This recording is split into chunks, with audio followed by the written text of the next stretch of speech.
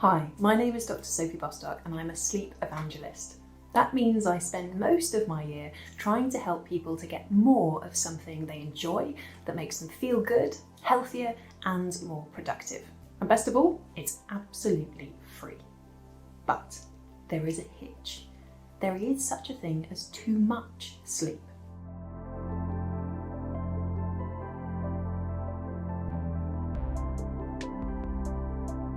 Scientists recommend that most adults need between 7 and 9 hours sleep to function at their best. And this comes from a number of studies which have looked in the long term and shown that both shorter and longer sleepers are at increased risk of developing conditions like heart disease and diabetes. But the 7 to 9 hours is an average. There are some people who can thrive on as little as 6 hours sleep and some who need a little bit more than 9. If this is you, don't worry about it. It's partly down to genetics. The thing to watch out for is when there's a change in the amount of sleep that you need to feel at your best. At this time of year, as the days get shorter and it's cold outside, at least 1 in 5 of us experience a triad of symptoms commonly known as the winter blues. If this happens to you, you might notice a dip in your normal energy levels or increased sleepiness. You may notice that your mood starts to sag or you're more prone to mood swings. And finally, you may also notice that you're always hungry, which can lead to weight gain. Now, slowing down occasionally is not necessarily a bad thing, but if this dip in energy leads to a difficulty fulfilling your family or work obligations, then it's time to take action. Before I get into the how, please keep in mind that if you're worried that you might be depressed or you're having difficulty coping, please speak to a doctor. For some people, the winter depression can become so severe that they're diagnosed with seasonal affective disorder or SAD, which returns every year. The good news is that no matter what the severity of your winter blues, there is plenty you can do to get your mood and energy back on track. And in this video, I will share 5 strategies with you. Number 1, wake up at the same time as often as you can. The reason for this is that our wakefulness and sleepiness is controlled by an internal clock which ticks over every 24 hours. And this is called a circadian rhythm. And we have these internal clocks to control all sorts of bodily functions, including mood, blood pressure, digestion, and so on. When you stick to a regular wake-up routine, the body learns to recognize and anticipate what's going to happen. So every morning before you wake up, you get this little injection of cortisol, the hormone which helps to mobilize your energy levels, and you wake up feeling more alert. In the same way, before you go to bed, the body anticipates that it's bedtime and it releases the hormone melatonin, which really helps you to have a restorative sleep.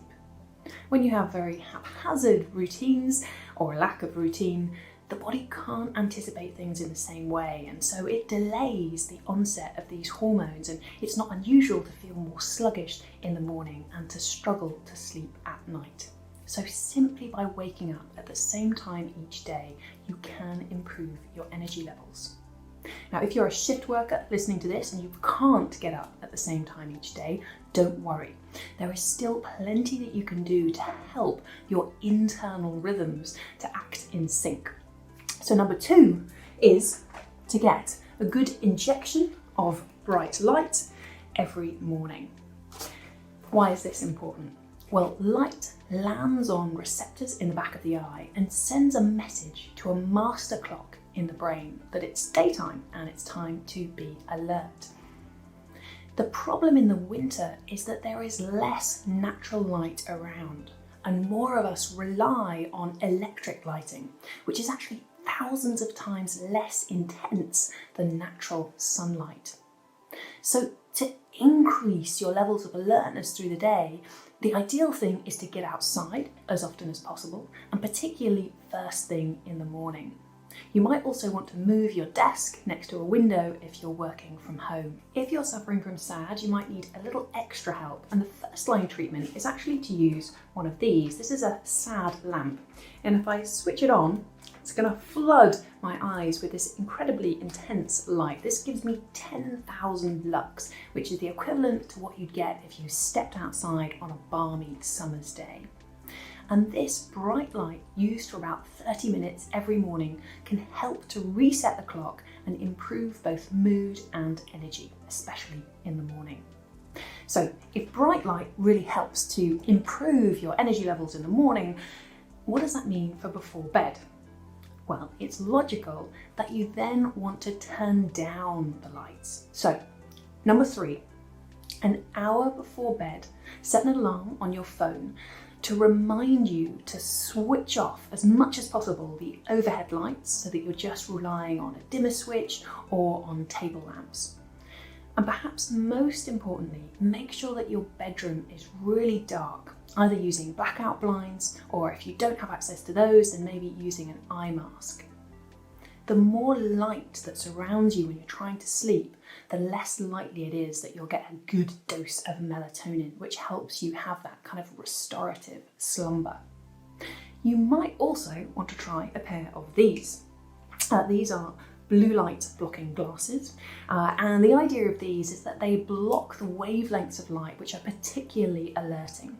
And a recent study found that wearing these for an hour before you went to bed for a week could actually improve people's perceived quality of sleep and their productivity during the day. So it might be worth a try. Number 4, for this I need my favourite hat. This is to remind me that number 4 is about cultivating a winter-loving mindset. This idea comes from populations like those living in Tromsø in northern Norway. Now, if light was all that there was to it, you would expect these guys to be super depressed. They only get a couple of hours of natural daylight during the winter, and that is kind of with the sun low on the horizon. But studies have found that actually, if anything, it's the opposite. The culture there is to embrace the winter rather than resist it, and people really appreciate the soft light and the winter sports. And some of them say that winter is their favourite time of year. So there is no doubt that cultivating a more positive winter mindset might help. I would recommend investing in some nice warm clothes so that you can get out and enjoy what daylight there is. You might also want to keep a winter photo diary so that it's kind of encouraging you to appreciate the visual delights of winter. And the other thing is, before you go to bed, try and think about 3 things that you're grateful for that day, every day. Gratitude is a great antidote to stress. My final technique, number 5. I found this photo the other day. This was me at school with some of my friends, and we just happened to have a Zoom call the other day, and it reminded me of the value of connection. Everybody has their own ways of building personal connections, but I just want to remind you to make time for those. Research has found that those people who feel that they are contributing to their community or are well supported by social networks are likely to have better sleep as well as a better quality of life. Whether it's helping out a neighbour, asking a friend for help, sending a card or flowers to a friend, or simply committing to spending a phone-free evening with your household, there are lots of ways to feel connected. So there we have it, 5 strategies to banish the winter blues. Good luck and sleep well.